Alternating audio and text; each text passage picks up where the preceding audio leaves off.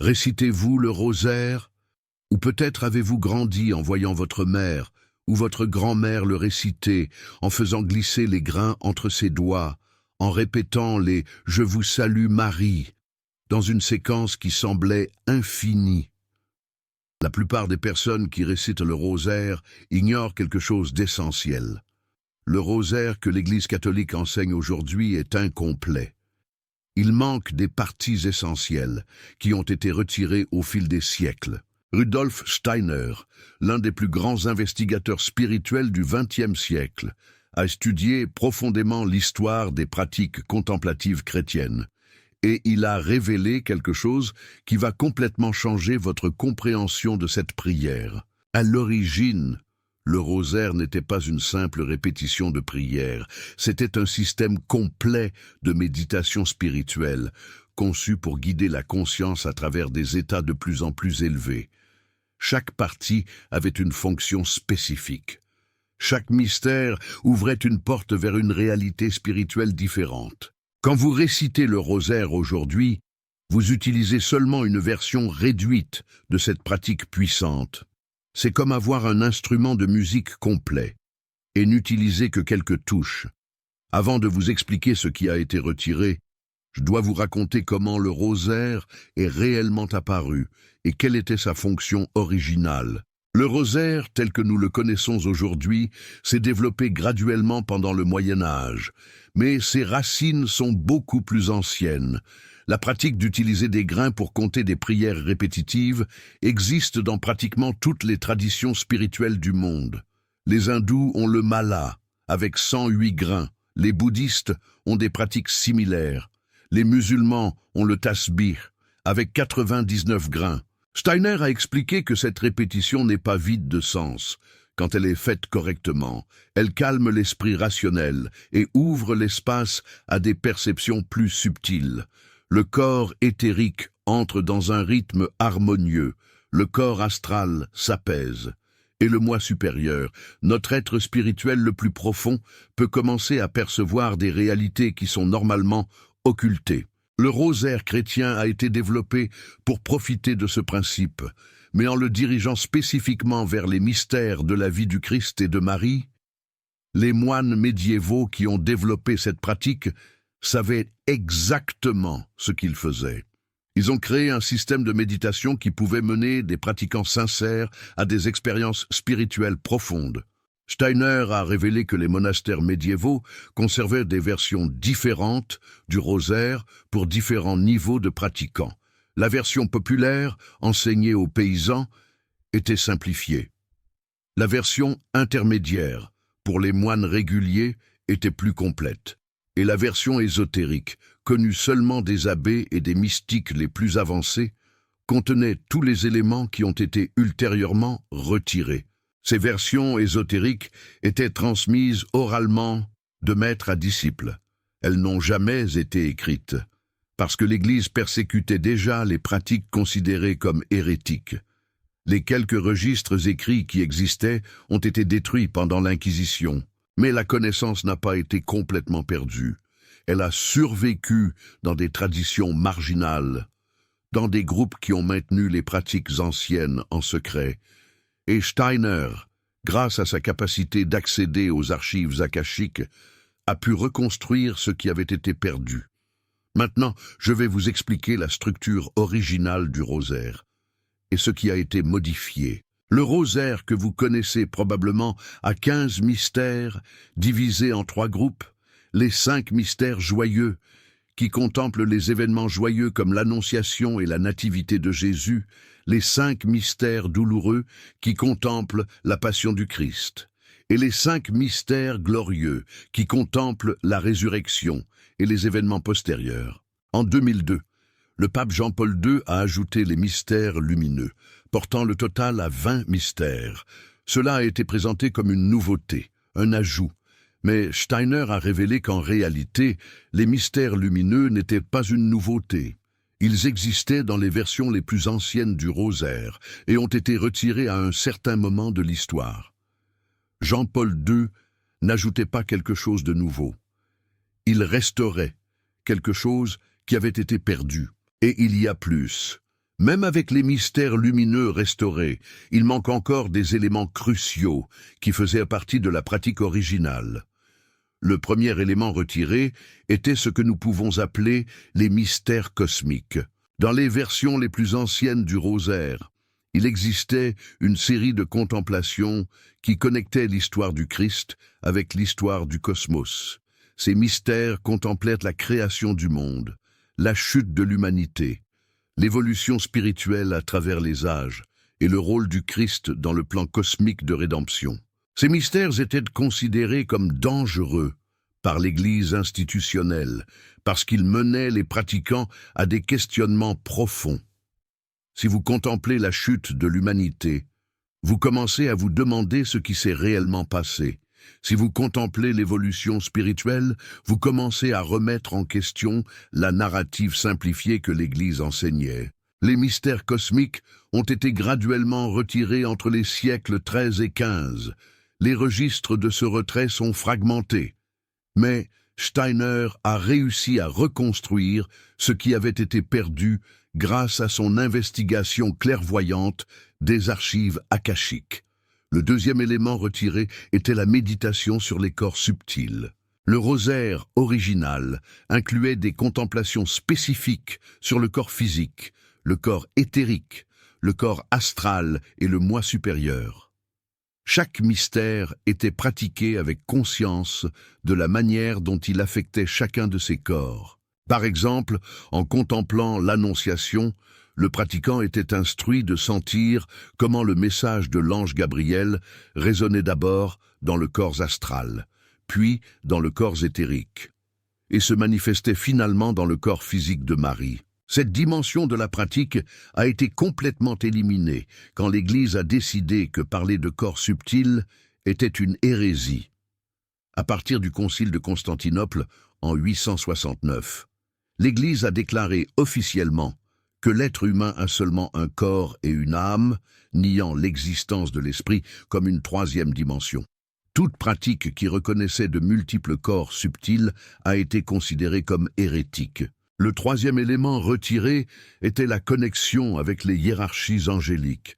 Chaque mystère du rosaire original était associé à une hiérarchie angélique spécifique. Les mystères joyeux étaient pratiqués en connexion avec les anges et les archanges. Les mystères douloureux étaient pratiqués en connexion avec les archers et les puissances. Les mystères glorieux étaient pratiqués en connexion avec les vertus, les dominations et les trônes. Et les mystères cosmiques étaient pratiqués en connexion avec les chérubins et les séraphins. Laissez-moi vous expliquer cela plus en détail. Les anges sont les êtres les plus proches de l'humanité. Chaque personne a un ange gardien qui l'accompagne à travers toutes ses incarnations. Lorsque vous contemplez les mystères joyeux en lien avec les anges, vous renforcez votre relation avec votre propre ange gardien. Vous lui demandez d'illuminer votre compréhension de ces mystères. Les archanges, ces êtres qui guident des peuples et des époques entières, Gabriel, Raphaël, Michel, Uriel, voilà des archanges. L'Annonciation fut faite par l'archange Gabriel. Lorsque vous contemplez les mystères joyeux en connexion avec les archanges, vous vous connectez aux forces qui guident l'humanité collectivement. Les hiérarchies supérieures, les puissances, les vertus, les dominations, les trônes, les chérubins et les séraphins œuvrent à des échelles cosmiques. Lorsque vous contemplez les mystères douloureux et glorieux en connexion avec ces hiérarchies, vous élevez votre conscience vers des dimensions qui normalement dépassent la portée humaine. La structure du rosaire original était une carte complète de la hiérarchie spirituelle, et chaque pratique, un voyage à travers ces dimensions.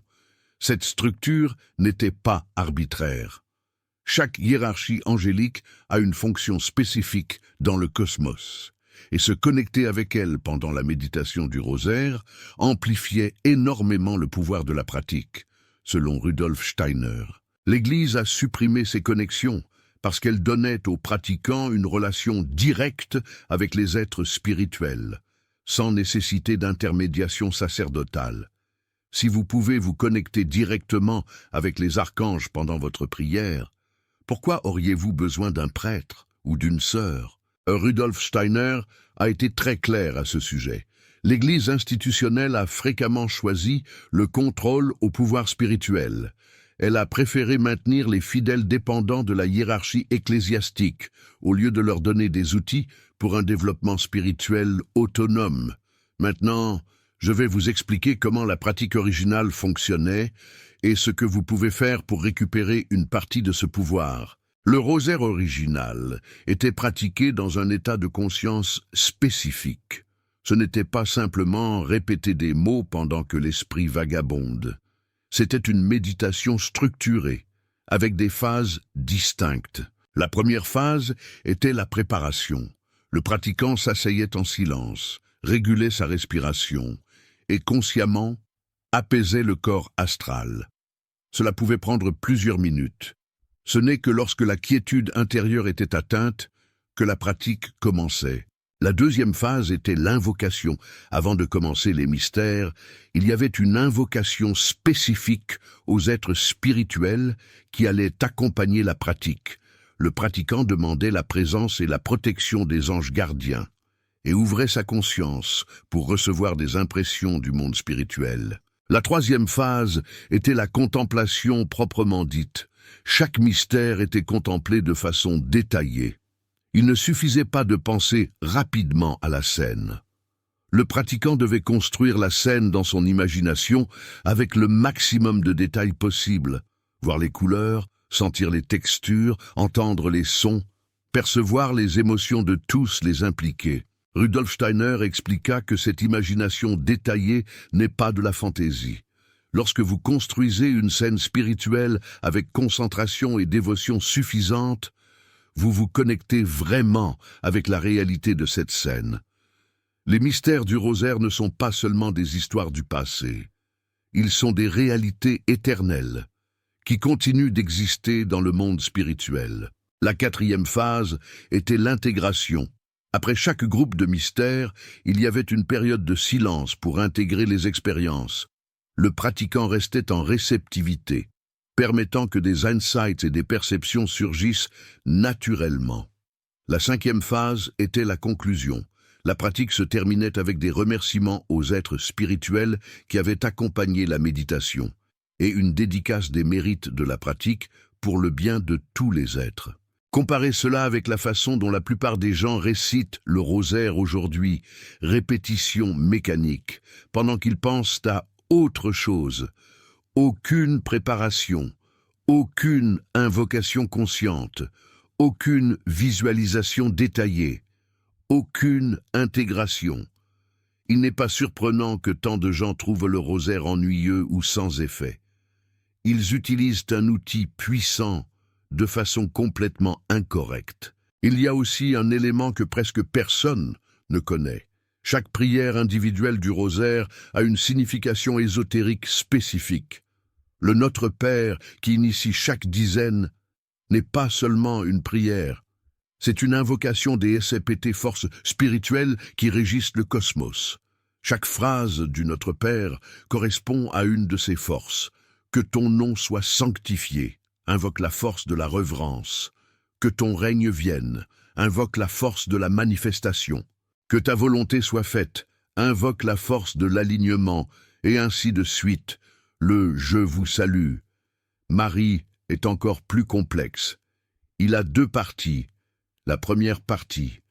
Je vous salue, Marie, pleine de grâce, le Seigneur est avec vous. Vous êtes bénie entre toutes les femmes, et Jésus, le fruit de vos entrailles, est béni. Vient directement de l'Évangile. Ce sont les paroles de l'ange Gabriel et d'Élisabeth. Cette première partie invoque les forces cosmiques, féminines, les forces de réceptivité et de nutrition spirituelle. La seconde partie, Sainte Marie, Mère de Dieu, priez pour nous pauvres pécheurs, maintenant et à l'heure de notre mort, a été ajoutée postérieurement par l'Église. Elle transforme la salutation en demande d'intercession. Les pratiquants originaux n'utilisaient pas cette seconde partie de la même façon.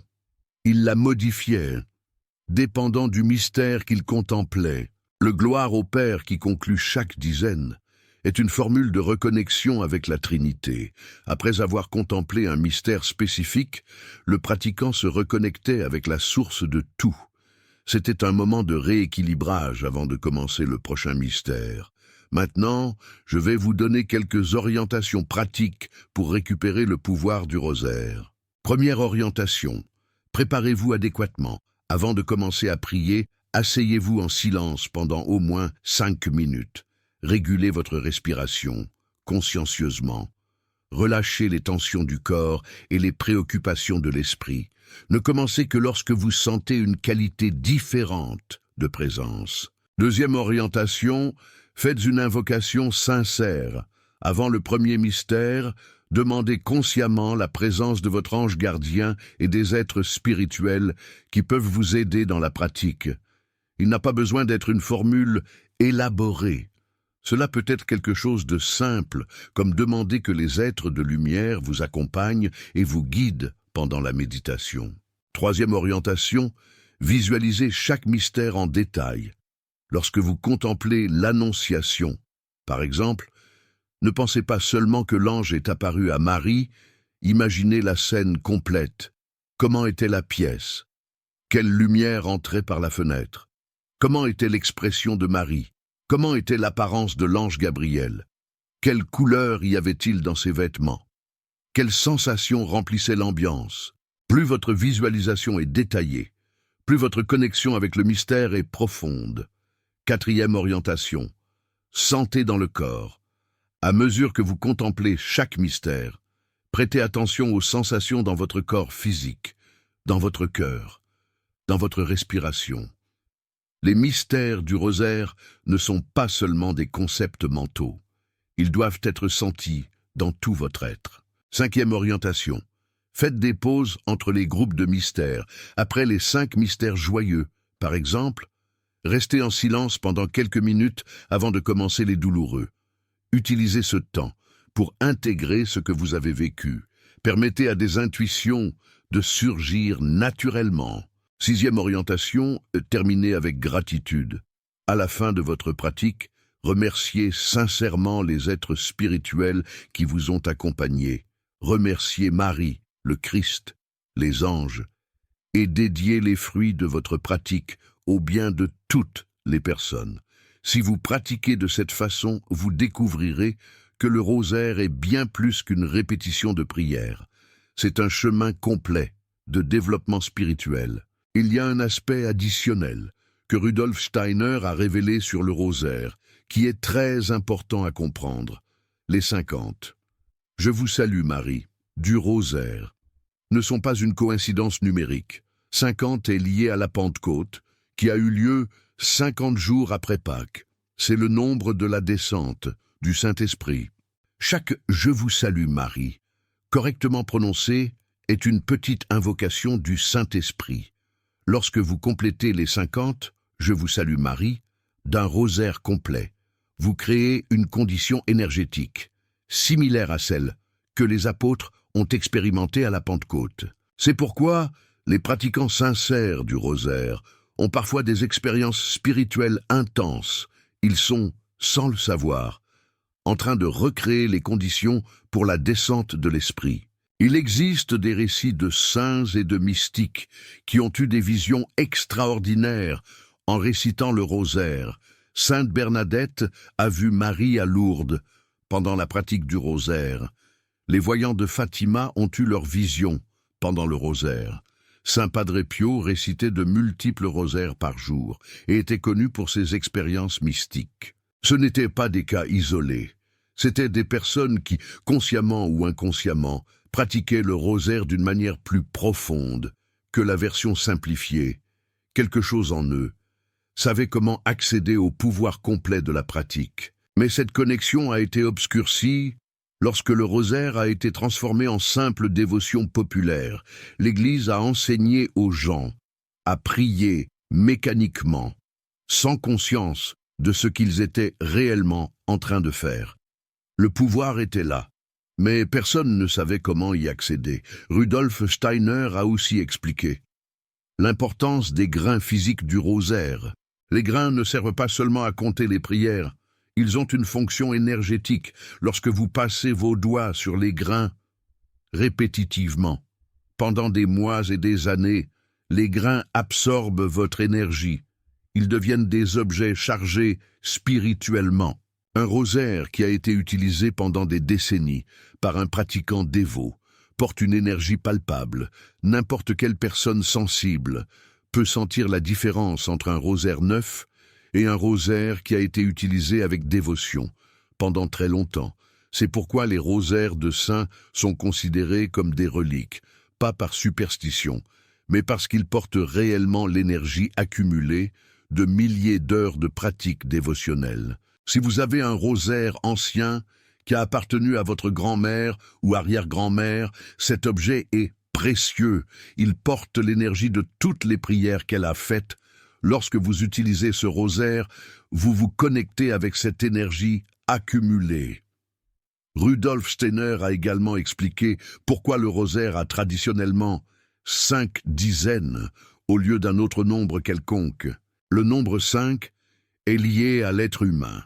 Nous avons 5 doigts à chaque main, 5 doigts à chaque pied, 5 sens physiques, 5 extensions du tronc, à savoir la tête, 2 bras, 2 jambes.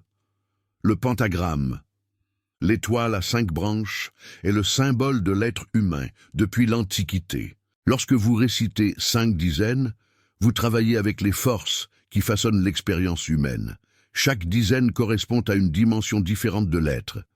La première dizaine travaille avec le corps physique, la deuxième avec le corps éthérique, la troisième avec le corps astral, la quatrième avec le moi supérieur, la cinquième avec l'esprit.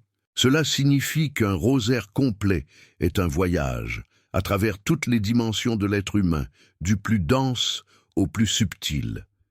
Il existe aussi une correspondance avec les 5 planètes visibles à l'œil nu, en plus du Soleil et de la Lune, Mercure, Vénus, Mars, Jupiter et Saturne ont des influences spécifiques sur la vie humaine.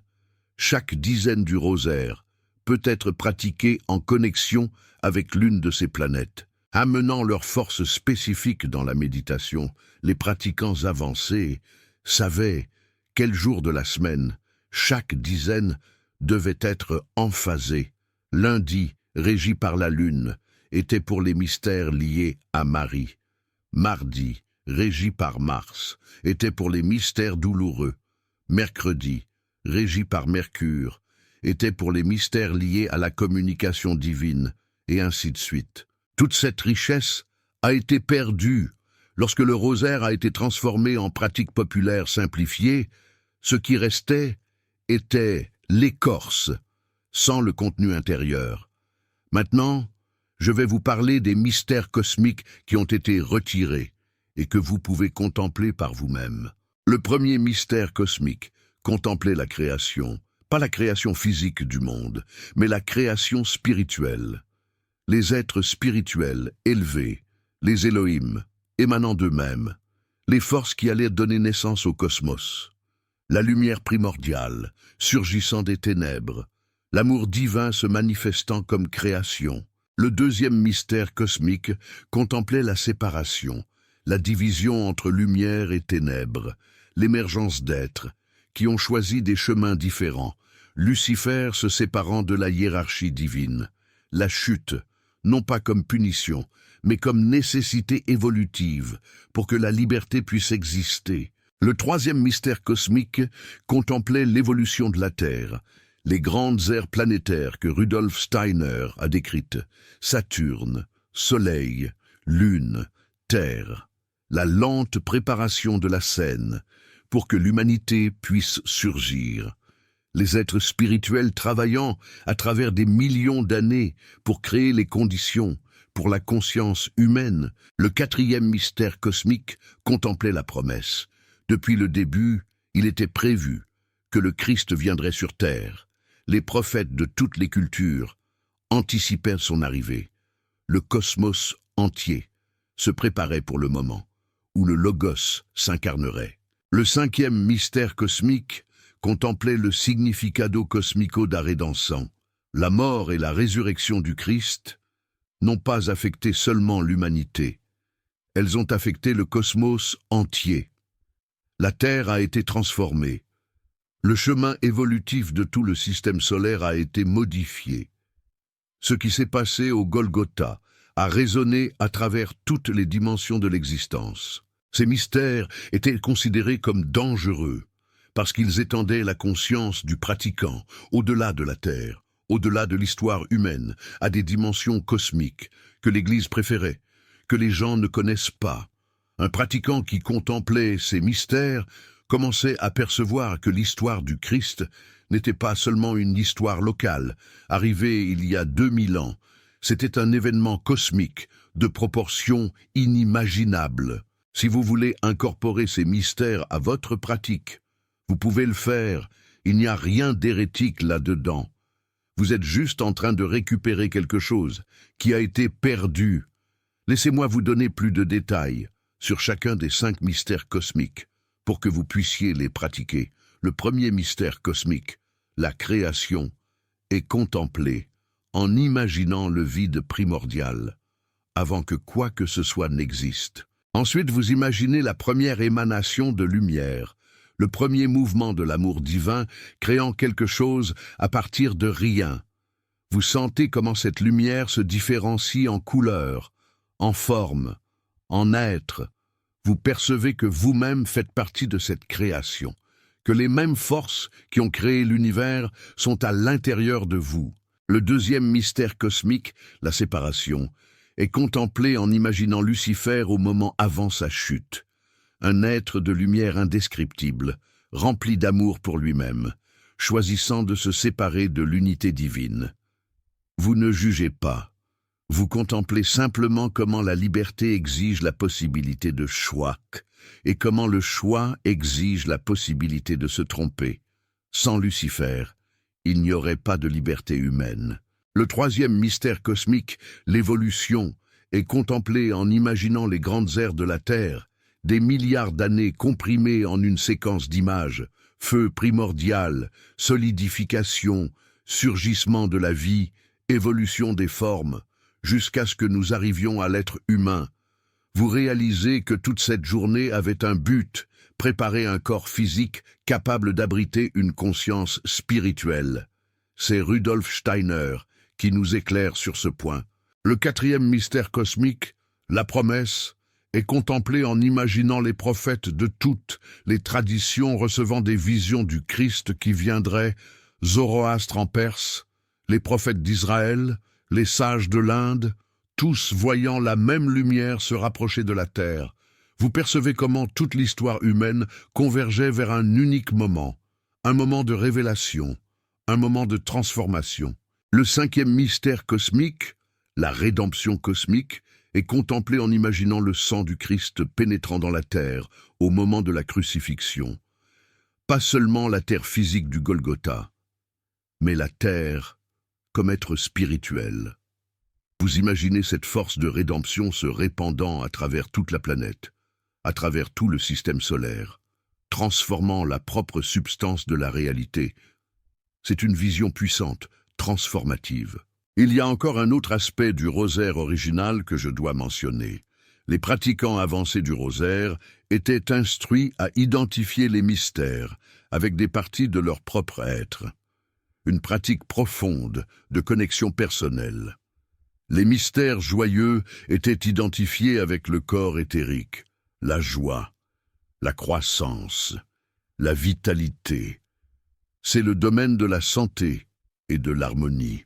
Les mystères douloureux étaient identifiés avec le corps astral, la souffrance, les émotions, la purification. Un travail sur soi essentiel pour la croissance personnelle. Les mystères glorieux étaient identifiés avec le moi supérieur, la résurrection, l'ascension, la réalisation spirituelle, la découverte de notre véritable essence. Et les mystères cosmiques étaient identifiés avec l'esprit, la dimension la plus élevée de l'être humain qui est normalement adormecida. Le potentiel ultime de l'éveil spirituel. En contemplant chaque groupe de mystères, le pratiquant travaillait consciemment sur une dimension différente de son propre être, Le rosaire se transformait alors en une pratique de transformation personnelle, un chemin vers la connaissance de soi. Quand vous contemplez la crucifixion, par exemple, vous ne pensez pas seulement à quelque chose qui est arrivé à Jésus il y a 2000 ans. Vous contemplez la crucifixion de votre propre ego, la mort nécessaire pour que quelque chose de plus grand puisse naître. Quand vous contemplez la résurrection, vous ne vous souvenez pas seulement d'un événement historique, vous anticipez votre propre résurrection spirituelle, le réveil de votre conscience supérieure. Cette dimension d'application personnelle a aussi été rémovée quand le rosaire a été simplifié pour les masses. C'est une perte profonde pour la pratique spirituelle. Il y a encore un autre aspect important que Rudolf Steiner a révélé sur le rosaire. La pratique était traditionnellement faite à des heures spécifiques du jour. Le rosaire des mystères joyeux était prié le matin, de préférence au lever du soleil. L'énergie de l'aurore correspond à l'énergie des mystères joyeux. Tout est nouveau, tout est possibilité. C'est le moment idéal pour semer les graines de l'intention. Le rosaire des mystères douloureux était prié à midi ou au début de l'après-midi. Le soleil est au point le plus haut et commence à descendre, tout comme le Christ a marché vers sa crucifixion quand le jour a commencé à décliner. C'est un moment pour confronter nos propres souffrances et trouver la guérison. Le rosaire des mystères glorieux était prié au crépuscule ou la nuit. L'obscurité qui vient correspond à la mort physique, mais la contemplation de la résurrection et de la gloire céleste apporte la lumière intérieure. Un temps pour se connecter avec le divin et trouver la paix. Les mystères cosmiques étaient pratiqués à minuit, quand les forces spirituelles du cosmos sont plus accessibles. Peu de pratiquants arrivaient à ce niveau, mais ceux qui y arrivaient rapportaient des expériences extraordinaires. Cette correspondance entre les mystères et les heures du jour n'était pas de la superstition. Elle était basée sur une connaissance réelle sur comment les forces spirituelles fluaient à travers le cycle diurne. Le soleil physique est une manifestation de force spirituelle, et sa position affecte notre capacité de percevoir différentes dimensions de la réalité. Rudolf Steiner a étudié ces cycles en profondeur. Si cette vidéo a ouvert vos yeux au véritable pouvoir du rosaire, si elle vous a montré ce qui était caché, j'ai besoin de vous demander quelque chose. Ce type de connaissance n'est pas enseigné dans les églises, n'est pas enseigné dans les écoles. Il est dispersé dans des textes obscurs que la plupart des personnes n'auront jamais accès. Apporter ces informations de façon claire et accessible exige de la recherche, de la dédication et du courage de dire des vérités que beaucoup préféreraient qui restent occultas. Le Super Thanks là en dessous est une façon de soutenir cette mission de révélation. Chaque contribution permet que plus de personnes s'éveillent à des vérités qui étaient cachées. Ce n'est pas obligatoire. Mais si cette connaissance vous a touché, considérez de rétribuer. Votre contribution aide à maintenir ce travail vivant. Maintenant, je veux vous entendre. Vous priez le rosaire. Avez-vous déjà expérimenté quelque chose de différent pendant la pratique? Allez-vous essayer d'incorporer les orientations que j'ai données dans cette vidéo? Racontez dans les commentaires. Vos expériences peuvent aider d'autres personnes qui découvrent le véritable pouvoir de cette pratique millénaire. Si vous n'êtes pas encore inscrit à la chaîne, inscrivez-vous. Il y a beaucoup plus de connaissances de Rudolf Steiner à partager sur les prières, sur les pratiques spirituelles, sur tout ce que l'Église institutionnelle a préféré qu'Ascar. Merci d'être ici. Merci de chercher la vérité au-delà de ce qu'on vous a enseigné. Merci de vouloir récupérer le pouvoir spirituel qui est votre de droit. La prochaine fois que vous prendrez un rosaire dans les mains, rappelez-vous, vous êtes en train de tenir un outil de pouvoir spirituel beaucoup plus grand que ce qu'on vous a raconté. Utilisez-la avec conscience, avec dévotion et avec connaissance. Que le pouvoir du rosaire complet vous accompagne et vous transforme. À la prochaine vidéo.